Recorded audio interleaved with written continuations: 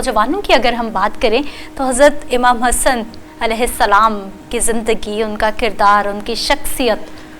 नौजवानों के लिए किस हद तक रहनुमाई फराहम कर सकते हैं, और नौजवानों के मसाइल क्या हैं जो अगर हम उनको जानना शुरू कर दें तो हमारे मसाइल हल हो जाए। कोई शक नहीं, जो हमारा आज का नौजवान है उनका रोल मॉडल अगर होना चाहिए तो इमाम हसन अलैहिस्सलाम होना चाहिए, कि वो इमाम हसन अलैहिस्सलाम जिन्होंने ज़िंदगी में कई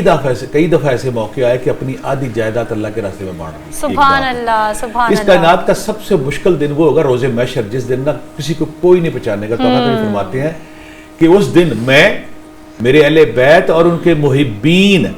अर्शे अजीम की नीचे ज़ियाफत फरमा रहे होंगे। वो दिन काशो भाई, जिस दिन कोई किसी को रब अपने जलाल पे होगा, कहेगा आज तुसी काबू आ गए जो मेरे, तुसी बड़े नाफरमान हो। और जो मुहिब्बीन है, जिसकी हमें ज़रूरत है ऐसे माशरे को, सरदारों से,